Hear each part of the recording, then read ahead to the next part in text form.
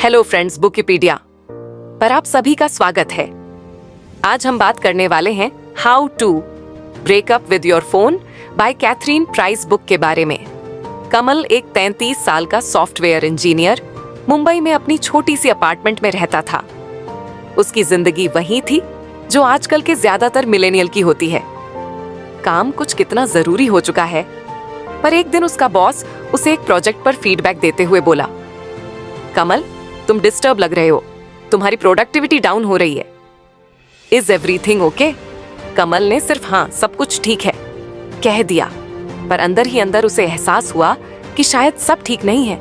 उसने सोचा, क्या वाकई मेरा ध्यान काम से हट रहा है? और फिर उस दिन जब वह घर आया, उसने अपने फोन का स्क्रीन टाइम चेक किया। 7 घंटे 42 मिनट। वह खुद शॉक्ड रह गया।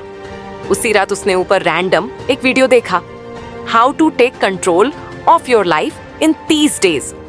वीडियो में एक किताब की बात हो रही थी, how to break up with your phone the 30 day plan to take back your life by Catherine Price. उसे लगा ये तो मेरे लिए है। उसने तुरंत अंत से किताब मंगवा ली। किताब 2 दिन में डिलीवर हो गई। कमल ने पहली बार कोई ऐसी किताब मंगवाई थी जो उसे हेल्प से जुड़ी हो। उसने उसी शाम उसे पढ़ना शुरू किया। किताब का पहला चैप्टर था रिकॉग्नाइजिंग फोन एडिक्शन। जैसे ही उसने पढ़ना शुरू किया, उसे लगा कि कोई उसके दिल और दिमाग के अंदर झांक रहा हो। उसमें लिखा था कि हमारी फोन यूज एडिक्शन की तरह है। जैसे कोई सिगरेट या अल्कोहल का एडिक्ट होता है, वैसे ही हम अपने फोनस के लिए एडिक्टेड हो चुके हैं। उसने पढ़ा कि फोन हमें डोपामिन रिलीज कराता है। डोपामिन मतलब वो केमिकल जो हमें खुशी का एहसास दिलाता है। कमल ने सोचा, क्या सच में मेरे फोन से मुझे खुशी मिलती है? वह भी इतनी कि मैं उसे बार बार अनलॉक करता हूँ। उसने अपनी हैबिट्स पर ध्यान देना शुरू किया। सुबह उठते ही सबसे पहले वह संगीत, इंस्टाग्राम टू और कोरा पर स्क्रॉलिंग करता। उसने महसूस किया कि उसका पूरा दिन बस फोन के इर्द गिर्द रहा था। किताब में आगे लिखा था कि यह एडिक्शन सिर्फ टाइम वेस्ट नहीं करता, यह हमारी मानसिक स्वास्थ्य पर भी असर डालता है।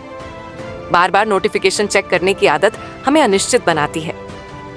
जब नोटिफिकेशन नहीं आते तो एक खालीपन महसूस होता है। कमल को लगा, यार ये तो मेरी भावनाएं हैं। किताब ने सजेस्ट किया कि सबसे पहले अवेयरनेस लाओ, अपने फोन से जुड़ी हैबिट्स को समझो। कमल ने इसे सीरियसली लिया। उसने उसी वक्त अपने फोन यूसेज पर ध्यान देना शुरू किया। अगले दिन सुबह कमल ने अलार्म बंद किया और ऑटोमेटिक संगीत। उसने बार बार अपना फोन उठाने की कोशिश की। हर बार जब उसने फोन अनलॉक किया, उसने पूछा, मैं क्यों कर रहा हूं? ये ज्यादातर बार कोई रीजन नहीं था, वह बस हैबिट थी। रात को जब उसने किताब का दूसरा हिस्सा पढ़ा, उसमें लिखा था कि यह एडिक्शन सिर्फ हैबिट नहीं, बल्कि माइंड सरे गिल्ट तो बहुत होता है।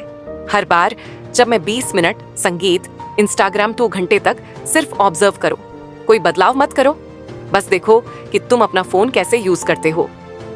कमल ने यह चैलेंज एक्सेप्ट किया। अगले दिन उसने अपनी हर एक्शन को नोट किया। सुबह उसने देखा कि वह बिना सोचे तब भी वह बार बार चैट्स रिफ्रेश कर रहा था ऑफिस में। वह हर 10 मिनट में अपने फोन को अनलॉक करता और घर आने के बाद वह संगीत, you are doing you gain बासब्बाचीन पावर टू चेंज इट। उस रात उसने अपने फोन को बेड साइड टेबल पर रखा और पहली बार वह बिना फोन के सोने की कोशिश करने लगा। उसे लगा कि ये सिंपल चीज कितनी बड़ी चैलेंज बन गई है। उसके हाथ बार बार फोन की तरफ बढ़ते, पर वह खुद को रोकता। आखिरकार उसने महसूस किया कि उसे कुछ मिसिंग लग रहा था। वह खालीपन जो किताब में बताया गया था, वही खालीपन अब महसूस हो रहा था। उसे लगा, ये तो सिर्फ शुरुआत है। अगर मैं अभी इतना अनकंफर्टेबल फील कर रहा हूं, तो आगे कितना मुश्किल होगा। पर वो डिटरमिन था। उसने खुद से वादा किया कि वह इस हैबिट को बदलेगा। अगले दिन उसने किताब का दूसरा चैप्टर खोलने से पहले खुद से कहा, Kamal, this is not going to be easy but you've got to do it। कहानी यही नहीं खत्म होती। कमल ने किताब के अगले चैप्टर्स पढ़े और हर दिन नए इंसाइट्स और चैलेंज का सामना किया। पर असली सवाल यह है कि क्या कमल अपने फोन एडिक्शन से पूरी तरह बाहर निकल पाया? अगर आपको हमारी फ्री समरी अच्छी लगती है तो आप हमारे चैनल को सब्सक्राइब कर सकते हैं, हमारी मेंबरशिप खरीद सकते हैं या हमें यूपीआई के थ्रू सपोर्ट कर सकते हैं। अब समरी पर वापस चलते हैं। अगली सुबह कमल ने किताब का दूसरा चैप्टर खोला, असेसिनो फोन। उसने सोचा, पिछले 24 घंटों में मैंने जो हैबिट्स नोट की थी, अब उसे एनालाइज करने का टाइम आ गया। ये देखना इंटरेस्टिंग होगा कि मैं अपने फोन के साथ कैसा रिश्ता बना चुका हूं। किताब ने कहा कि सबसे पहले खुद से यह सवाल पूछो, मैं अपने फोन का इस्तेमाल क्यों करता हूं? कमल ने एक नोटबुक निकाली और लिखना शुरू किया। उसने अपने दिन भर की फोन यूसेज की कैटेगरी बनाई, काम सोशल मीडिया, चैटिंग एंटरटेनमेंट और कंप्लीटली संगीत।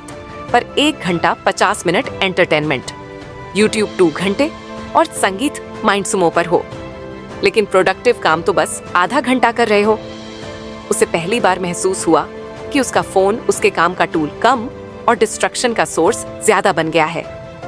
किताब में एक और सवाल था, कौन कौन से एप्स तुम्हारी लाइफ को जेन्युइनली वैल्यू ऐड करते हैं और कौन तुम्हारा टाइम वेस्ट कर रहे हैं?